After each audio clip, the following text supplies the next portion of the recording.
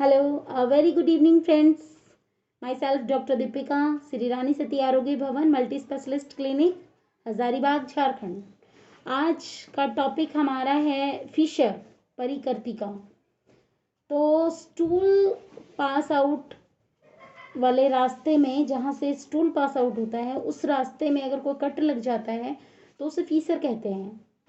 आयुर्वेद में इसे परिकर्तिका कहा जाता है। परिकर्तिका, कर्तिका मीन्स काटने के जैसी पीड़ा, दर्द, और परी मीन्स चारों तरफ। मतलब कि जो स्टूल पास करने वाला जो रास्ता है उसमें चारों तरफ में वहां पर जो है कैंची से काटने के जैसी पीड़ा होती है। इतना पेन होता है, इतना असहनीय पेन होता है कि मतलब सहन नहीं किया जा सकता है वो।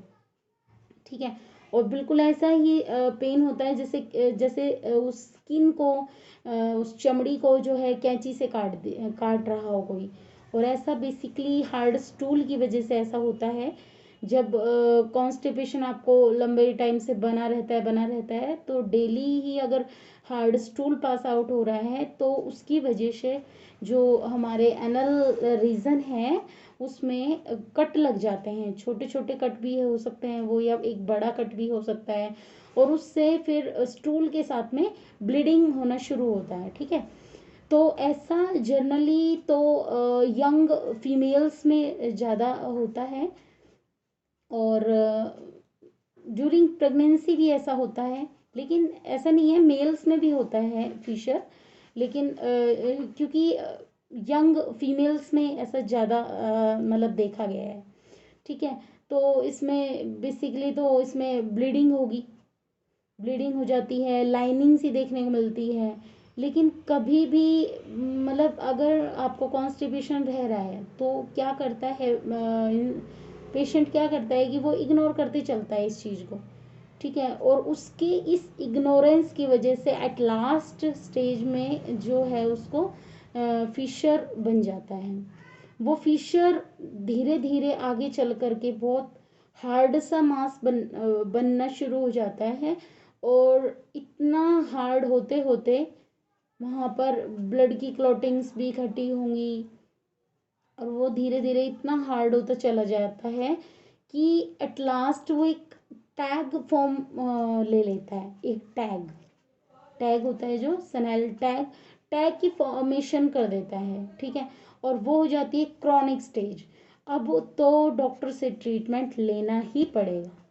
अगर इससे पहले मतलब आप एक्यूट स्टेज में हैं, मतलब आपको जस्ट नया नया ऐसा हुआ है, काटने जैसी पेन आपको हो रहा है। ठीक है। और आपको पेन ब्लीडिंग हो रही है, अगर आपको स्टूल के साथ में ब्लीडिंग आ रही है, ठीक है, या फिर अलग से आपको टपक टपक के करके ब्लड स्टूल में आ रहा है, तो आप देखिए इस चीज़ को इग्नोर मत करिएगा। ठीक है ना।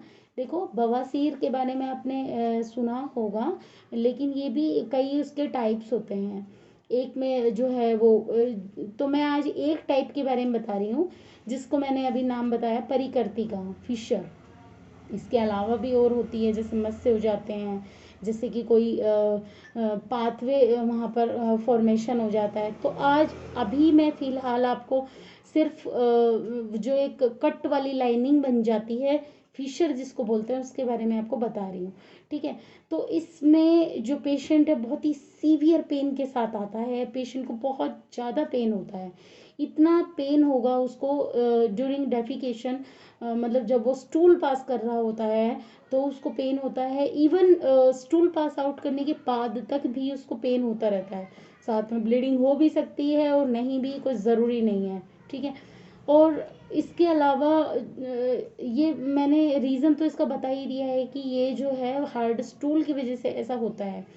ठीक है।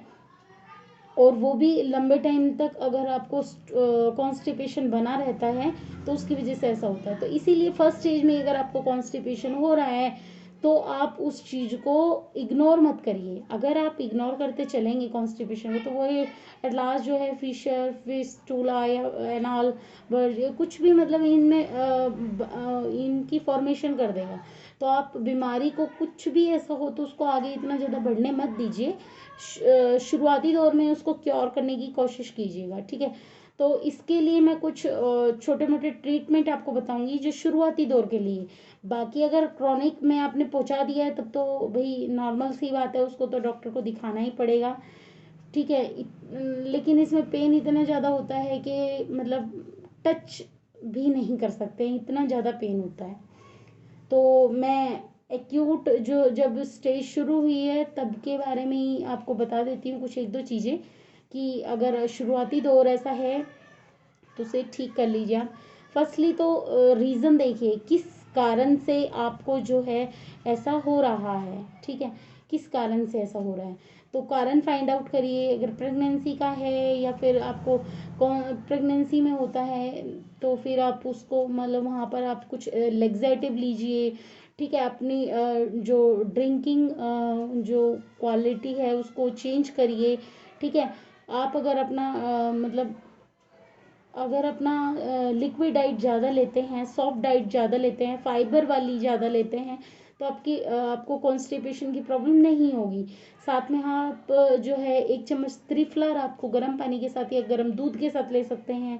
इसबगोल ले सकते हैं, अगर आप त्रिफला से आपको कुछ भी ऐसा दिक्कत होती है तो आप इसबगोल ले सकते हैं, 1 चम्मच ले लेंगे आप गर्म पानी के साथ या गर्म दूध के साथ, ठीक है। साथ में अगर फ्रूट्स कुछ इस तरह के फ्रूट्स हैं जो कॉन्स्टिपेशन क्रिएट नहीं होने देते, जैसे कि पपीता वगैरह है, ये फिशर में बहुत ही हेल्पफुल है, पपीता या फिर अमरूद है। और आप छाछ पी सकते हो, जो दूध से जो लस्सी बनाई जाती है वो आप यूज़ कर सकते हो, है ना। तो इस तरह की आपको डाइट लेनी है।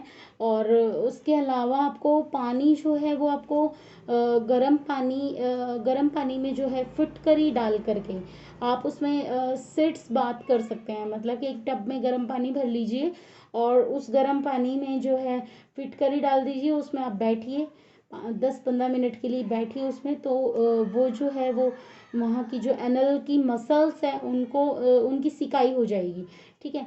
और कुछ लोकल एप्लीकेशंस के लिए बहुत सारी क्रीम्स मार्केट में आती हैं लोकल एप्लीकेशन के लिए, तो उसमें आप बहुत सारी आयुर्वेदिक मेडिसिन भी आती है, बहुत सारी मॉडर्न में भी दवाइयाँ हैं। लोकल एनेस्थेशिया जो है वो उस पर्टिकुलर पोर्शन पे आपको यूज़ करना है, ठीक है। तो इसके लिए एक बहुत ही हमारी क्लासिकल प्रिपरेशन है, एक जात्यादी तेल, तो वो आप कॉटन में भर के और पर्टिकुलर पोर्शन पे वो आप लगा सकते हैं, तो वो भी काफ़ी अच्छा आपको रहेगा। तो इसमें मेन तो यही है कि आप अपने कॉन्स्टिपेशन को क्लियर रखिए। अगर कॉन्स्टिपेशन क्लियर है तो फिशर आपको नहीं होगा, फिर भी अगर किसी वजह से हो जाता है तो उसको क्योर करने की कोशिश करिए, ठीक है। ओके, चलिए, होप सो कि आपको मेरी द्वारा दी गई जानकारी पसंद आई होगी।